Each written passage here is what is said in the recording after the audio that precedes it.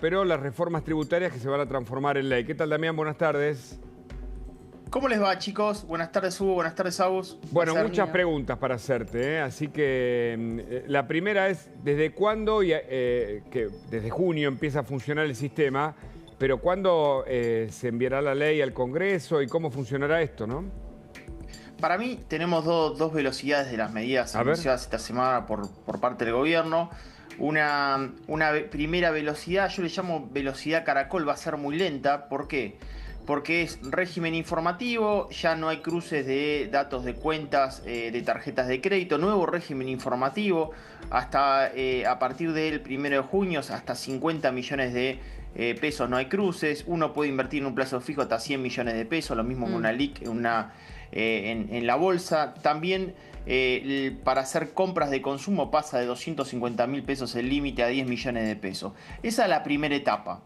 Yo creo que obviamente el proyecto de ley es muy importante, seguramente va a ser enviado al Congreso de la Nación en las próximas semanas.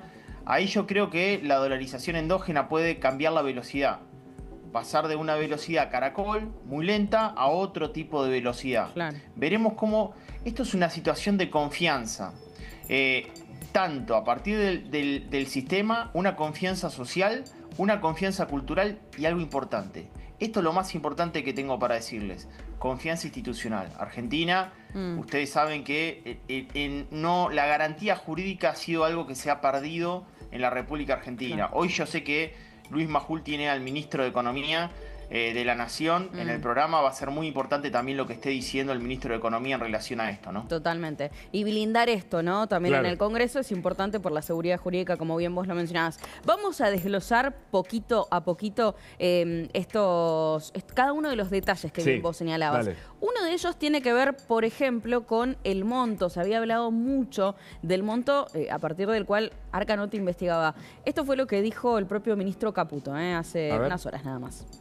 Para todo lo que sea consumo, ¿sí?, por debajo de los 50 millones, Arca directamente no va a tener información, ¿sí? Con lo cual, eso es muy simple. Todo lo que sea consumo, vos tenés dólares ahorrados, todo lo que consumas por mes, por debajo de los 50 millones de pesos, no va a pasar nada, porque simplemente Arca no tiene acceso a información de eso. Por todo lo que sea bienes, ya sea financieros o registrables, ¿sí?, y eventualmente por más de esa suma, ahí lo que le conviene hacer a la gente es adherirse al nuevo régimen de ganancia simplificada, porque a través de ese esquema, Arca deja de controlar tu consumo y tu cambio patrimonial, ¿sí? Entonces, ahí si vos te querés comprar, te querés hacer un gasto por mayor de 50 millones, te querés comprar una moto, un departamento o lo que sea, ahí sí te vas a tener que adherir al sistema para que efectivamente vos estés cubierto con esto. Igualmente eso, sí vas a registrarlo en bienes personales y pagarás el impuesto a los bienes personales, pero Arca no te va a estar mirando ese incremento patrimonial. Bueno, ahí tenemos, ¿no? ¿Y cómo sigue esto también? Sí. Pará que tenemos ¿Y qué significa? Un montón de cosas lo que dijo el ministro, un montón. Quiero explicarlo porque es muy importante lo que dijo el ministro. Primero, hasta 50 millones de pesos nadie te va a estar diciendo nada, queda recontra claro lo que dijo el ministro de Economía. Por otra parte, te está diciendo, che, si vos superás los 50 millones de pesos en tu nivel de gasto, bueno, ahí probablemente estés adquiriendo un patrimonio. ¿Por qué? Porque hasta 50 millones, ¿qué podés comprar? Hugo, Agus, televidente. Podés comprar una moto, podés comprar un auto, te vas a comprar un electrodoméstico. Ya por encima de 50 millones estamos hablando de patrimonio, estamos hablando de un departamento, etc. Entonces, ¿qué es lo que dice el ministro? Si vos efectivamente querés pasar de consumo a patrimonio, bueno, probablemente lo que te convenga es pasar del monotributo al nuevo régimen simplificado de ganancia, que todavía no sabemos las montos ni las condiciones, pero es efectivamente esto lo que está proponiendo el ministro de Economía. Gran punto el que detalla Luis Caputo en esta entrevista. Quizás muchos no estaban informados de esto, pero efectivamente hasta 50 millones no pasa nada. Si vos por encima de 50 millones ya tenés adquisición patrimonial, ejemplo, compras un departamento, bueno, vas a tener que pasarte al régimen simplificado de ganancia. Gran punto el que detalla el ministro de Economía. Otro dato importante son la derogación de regímenes informativos, además de los umbrales. ¿Por qué? Bueno, porque ya lo que son compras con tarjeta de débito, crédito, billetera virtuales, que hoy tenían que informar las tarjetas de créditos al ARCA, a partir de estos montos no se informa más. Lo mismo que compra y venta de vehículos usados, lo mismo que el código de oferta de transferencia de inmueble y lo mismo de los consumos relevantes, electricidad, gas y telefonía. Los proveedores ya no deben reportar más estos datos.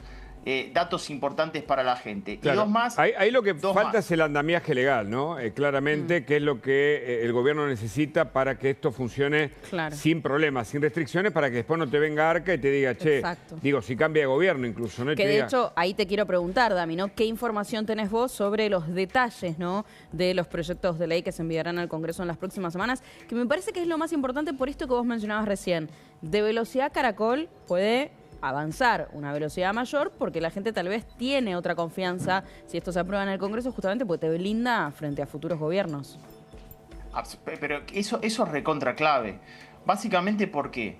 Bueno, porque lo que va a pasar con la gente es que quiera sentirse blindada frente a esa situación para poder estar tranquila. Y hay dos situaciones que pueden darse. Voy a estar muy atento a la entrevista de Luis Majul con el ministro de Economía. ¿Por qué? Porque ese proyecto de ley lo va a mandar al Congreso y supónganse que tiene una frustración en el Congreso, cuesta negociarlo. Bueno, también la sociedad lo va a ver en forma negativa, porque de alguna manera se trata de avanzar, pero no se puede avanzar si van a quedar no está blindado por el Congreso de la Nación. Y además, el otro día preguntaba cosas de fondo que ahora vos nos vas a ayudar a entender. Si hasta acá todo lo que se hizo nos sirvió para tener cada vez más pobres, tener una inflación galopante y todo lo que ya sabemos generaron los gobiernos anteriores, cambiemos el sistema, empecemos a tener una mente un poquito más despierta, con capacidad de girar, viste, del eje copernicano y decir, che, está bien, estamos entrampados en un sistema, modifiquémoslo. ¿Qué hacen falta? ¿Nuevas leyes? Bueno, busquemos nuevas leyes. ¿Se pueden hacer de otra manera? ¿Qué se puede hacer por decreto? ¿Qué no? Es decir, tratar de cambiar el statu quo, porque si no, es un gran laberinto en el que no salimos, ¿viste? Del cual no salimos. Probablemente Argentina necesite además remonetizar la economía de en serio. Hay un dato interesante, probablemente también lo explica el ministro de Economía, pero es un dato fáctico. Argentina tienen el hornero, yo le llamo el hornero en jaula, si a los pesos argentinos en jaula desde junio del año pasado. La base monetaria hoy está en el orden de los 33 billones de pesos. Y la realidad que para que la economía efectivamente funcione y pueda incrementar su nivel potencial de consumo, gasto, ahorro dentro del sistema financiero, esos dólares que están en el colchón bank son muy importantes. Entonces creo que esta medida es muy importante para lograr ese cambio de sustitución monetaria y también es muy importante respecto de la perspectiva de inflación futura, porque si vos lográs remonetizar la economía con algo que los argentinos tienen fuera del colchón, dentro del colchón, pero no lo pueden utilizar por miedo, por temor, porque fue ahorro forzoso, bueno, en realidad es una pérdida potencial de crecimiento, de nivel de inversión, de gasto muy importante por parte de los argentinos que lo tiene cohibido. El régimen simplificado es un régimen que funciona, creo que en Estados Unidos, por ejemplo, ¿no? Es un régimen en el que creo que no hay monotributo, te lo pregunto, tal vez vos sepas más. ¿Qué es lo que el gobierno tal vez quiere desestimar aunque no cambie el sistema? Uno puede seguir siendo monotributista. Pero la idea es que el régimen simplificado sea algo formal en el que vos facturás, tenés gasto, eso el ARCA mismo te lo dice y te dice anualmente vos cuánto tenés que pagar de ganancias. Sale por sistema directamente. Exactamente. En Estados Unidos es un régimen donde lo que terminás pagando es un porcentaje fijo de ganancias, con montos de facturación. Entonces, creo que en Estados Unidos ahora ese régimen simplificado de ganancias está en el orden del 15%. No importa si vos facture anualmente, te estoy diciendo, 50, 100 millones de pesos, 150, siempre es 15%, Hugo. Entonces eso le da previsibilidad a aquel que emprende, porque sabe que siempre va a tener ese nivel. Bueno, probablemente ahora haya como dos categorías. Veremos cómo es la letra chica, pero el monotributo te va a llevar un alcance ajustado por inflación siempre hasta un cierto tope. Y por encima de eso viene el régimen simplificado de ganancia. Veremos qué porcentaje fijo tenés respecto de tu nivel de facturación. Claro. Me lo imagino en esos dos sentidos, esta transición de aquel que quiere ser monotributista o optar por el régimen simplificado de ganancia. Y bienvenido sea, detrás de un monotributista, vos sabés que hay un autónomo reprimido. Hay un tipo que está ahí al límite del borde y tiene que pagar 35% de ganancia, facturar con 21% de IVA, que pagar hace ingresos todo brutos, para no tasa pasar municipal autónomo. y lo funden. Sí, totalmente. Dami, vos recién mencionabas este tema de lo que la gente le pide a la política, ¿no? Y acá hay que hablar obviamente del Estado, ¿no? ¿Cuánto cuesta el Estado? Esto, por supuesto, es algo que viene instalando mucho Javier Milei. Hoy sorprendió Cristina Fernández de Kirchner hablando sobre este tema. Habló, por supuesto, mucho sobre economía, pero entre otras cosas, habló también sobre el Estado. Habló sobre el Estado eficiente y también dijo que seguir hablando del Estado presente ya medio que no termina siendo acorde con la sociedad. Lo escuchamos y lo analizamos en términos económicos, Dami. A ver. Pivotearon ellos sobre realidades. Una construcción cultural que hicieron ellos y que les dio éxito al principio fue la famosa motosierra. Esa motosierra fue una construcción mentirosa, pero eficaz. En esa motosierra se identificaban todos los que quedaron odiados y rotos de la pandemia, que no es una cuestión menor. La Organización Mundial de la Salud nos habla de un 25% de la población mundial con depresión o ansiedad después de la pandemia. En esa motosierra se identificaba el tipo que fue a una oficina a buscar una solución, un trámite, lo boludearon durante 20 horas, 30 empleados, nadie lo solucionó y se fue puteando de ahí. Ese tipo quería entrar con la motosierra a esa oficina. Se identificaba con esa motosierra el que fue al hospital a pedir un turno y o no lo atendieron, se lo dieron para dentro de 3 meses al hospital público. Se identificaba el que no puede pagarle la cuota del colegio privado al hijo y entonces lo tiene que mandar al público y como lo manda al público tiene clase 2x3 porque le falta el profesor o le falta la maestra. Entonces, seguir hablando del Estado presente significa no estar acorde con lo que está pasando hoy en la sociedad. Tenemos que volver a ver cómo hablamos y logramos un Estado eficiente. Lo dije el otro día en una nueva estatalidad. Pivotearon. Ahora, hablas como si hubiera entregado un país maravilloso, con 50 y pico % de pobre, con una inflación galopante, con un sistema de corrupción. El kirchnerismo no tiene moral. O es inmoral o no lo contempla dentro de su ideología. Y habla dando clase, Cristina, ¿viste? Una cosa desesperante, ¿no? En términos económicos, ¿no? Porque obviamente sorprendió a Cristina Fernández de Kirchner apuntando contra el eslogan de Estado presente y dice todos esos que entendieron que la motosierra había que bancarla por algún motivo, hoy tampoco están volviendo al peronismo. Ese es un análisis político que haremos después. Pero en términos económicos, todo esto que dice Cristina y que Milei puso sobre el tapete, ¿cómo lo traducimos? ¿Cómo lo traduce también la gente, Dami? Impresionante. Primero impresionante. Cristina un poco más y agarra la motosierra en el escenario, ¿eh? No lo podía creer. Yo no sabía si era inteligencia artificial, era fake o era real lo que estaba escuchando. Porque vos pensás lo siguiente. La presión tributaria respecto al producto en Argentina, 1993, era del orden del 19%. Hoy, cuando comienza Milei, la presión tributaria respecto del producto más o menos estaba en el 28%. Ahora la presión tributaria es mayor, pero no por impuestos nacionales, por ingresos brutos, por tasas municipales, por gobernadores que ese Estado eficiente no lo quieren tener, sino que efectivamente incrementaron los impuestos para mantener su nivel de gasto. Entonces, ¿cuál es la moraleja de esto? Crearon un país para pobres, yo te lo digo. Crearon un país para pobres para ellos beneficiarse y ser ricos. Esto para mí es una conclusión evidente por los datos, ¿no? Probablemente lo que hizo el Estado eficiente desplazó al sector privado, y por eso hacía el tema de presión tributaria, desplazó al sector privado para que el Estado vaya cooptando cada uno de esos sectores y ahogando cada vez más. Un comunismo a la latinoamericana. Permitime que te agrego datos, así conversamos con vos y nos ayudas a entender lo que tiene que ver con el tema de los celulares, ¿no? A partir de la baja de impuestos, ahí vemos este posteo, precio de celulares de alta gama 5G, previo a anuncios. Ahí lo vamos a achicar seguramente. Post-anuncios, ¿no? A partir de la quita de aranceles. Ahí está. Pasamos de 2.566 a 1.796 en Argentina, ¿no? En Uruguay se mantiene, bueno, obviamente estamos hablando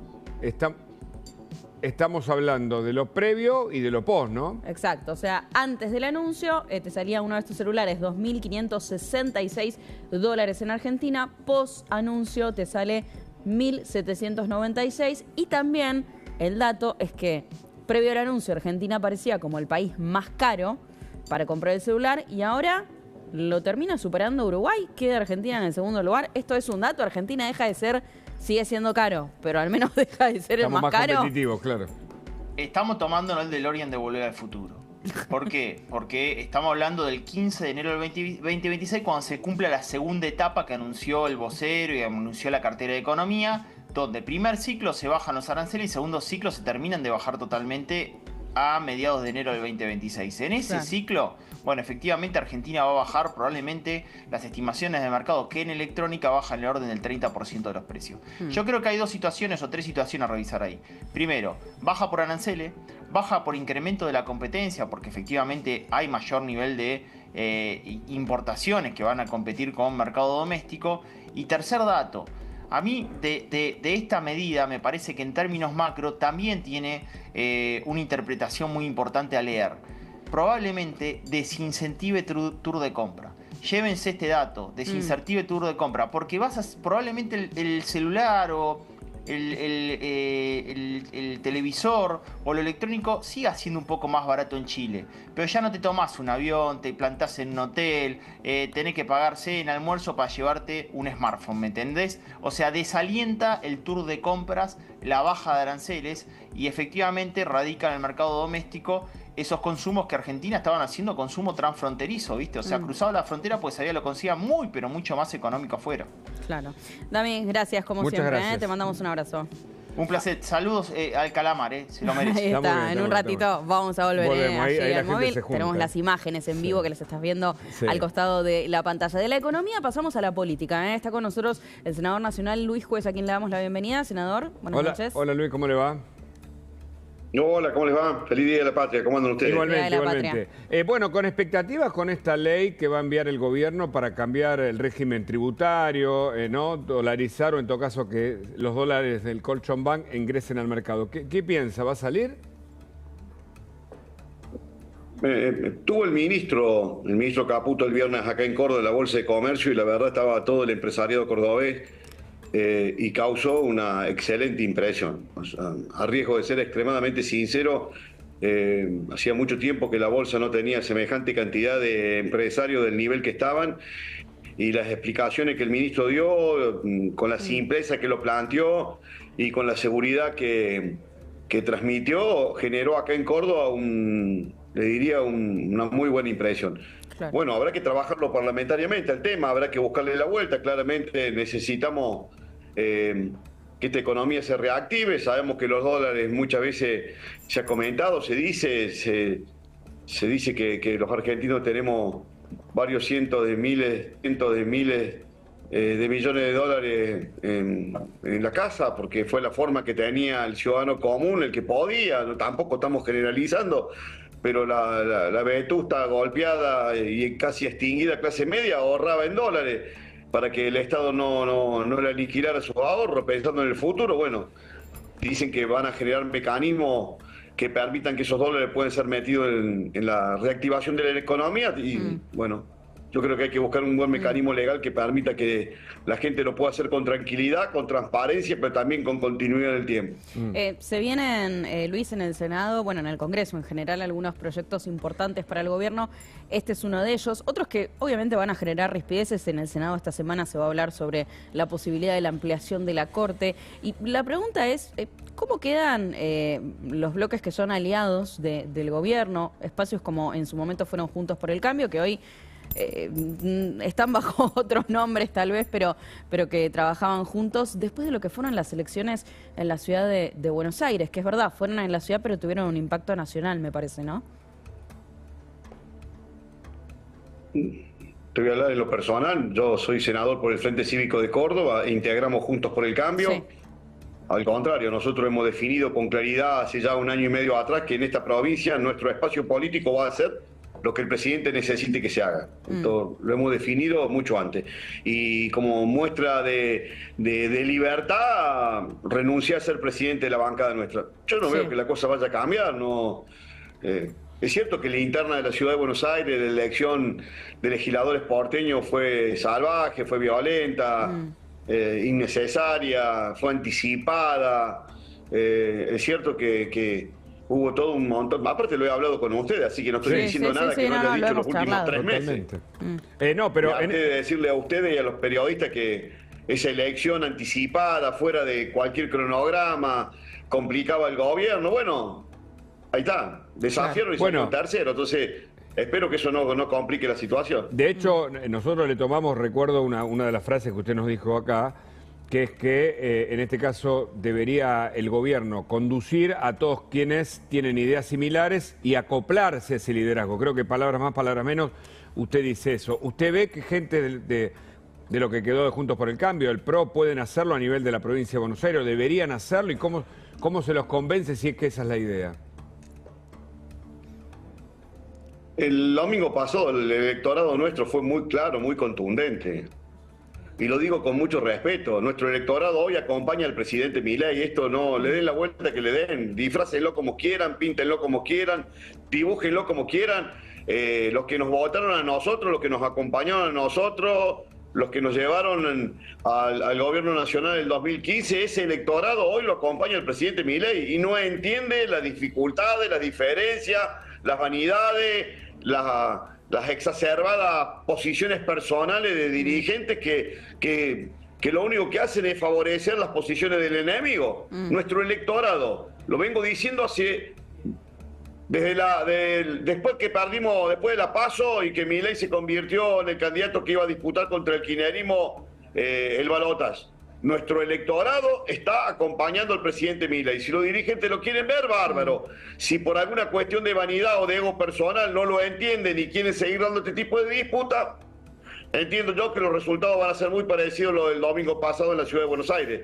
La gente no le interesa, no quiere, no disfruta de las peleas internas, mucho más cuando se trata de dirigentes por posicionamientos individuales. La gente quiere que acompañemos al gobierno, que sostengamos al gobierno, que lo acompañemos a Javier Milei, que lo sostengamos parlamentariamente. Eso es lo que yo intuyo, lo que veo, y lo vengo viendo hace por lo menos 1 año y medio atrás. O sea, no es una posición que he tomado a partir del resultado electoral del domingo pasado. Hace 1 año y medio que vengo diciendo exactamente lo mismo. Me meto enseguida con el tema del TDUM, que dejó mucha tela para cortar en el día de hoy, pero antes le repregunto esto. Cuando usted habla sobre las vanidades que pueden llegar a jugarle en contra de un espacio, esto es para Mauricio Macri. Digo, usted nunca tuvo miedo en marcar diferencias o similitudes acá. ¿Cómo vio todo lo que pasó en las últimas semanas? Que cada uno se ponga el saco si hace frío. Dice que viene una ola polar a partir de mañana. Correcto. Que cada uno... a este gobierno hay que acompañarlo. No hay ninguna posibilidad, y lo vuelvo a repetir hasta el hartazgo. La gente eligió un presidente. Este es un Estado con un sistema presidencialista. La presidencia la ejerce Javier Milei, es quien conduce y quien establece las reglas de juego, y nosotros tenemos que acompañar. Salvo que querramos y no hayamos aprendido nada de la historia y la soberbia nos haya enceguecido de tal manera que nos haya agarrado una amnesia y no nos acordemos cómo terminó nuestro gobierno. Cuando creíamos que todo era un vergel, que no había ningún problema, volvió el kirchnerismo y volvió con lo peor de la política. Recordemos quién fue Alberto Fernández. Y recordemos que hoy habló Cristina Fernández, de algún modo, claro, en una fecha clave, y me parece que quiere volver ahí con Kicillof, me parece que Massa en una de esas, en el listado de septiembre en la provincia de Buenos Aires, o de octubre, no sé, se lo pregunto también. No sé por qué van a querer volver si no se fueron nunca. Hace 50 años que están tomando decisiones. El 80% de las provincias están en manos de gobernadores peronistas.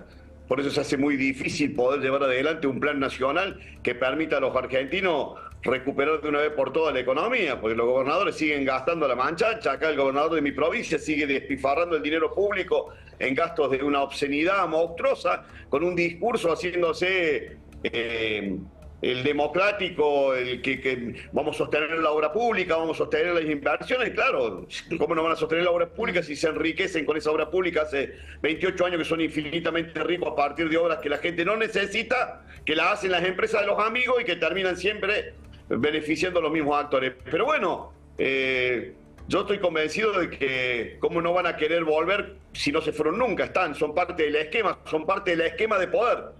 Es muy difícil cambiar en la Argentina el esquema de poder que hace años que está instalado y que claramente muchas de las medidas que toma el gobierno los termina molestando e incomodando porque no están dispuestos a transitar un periodo de transparencia y honestidad en la cosa pública. Pero bueno, me parece que también es parte de lo que la gente votó.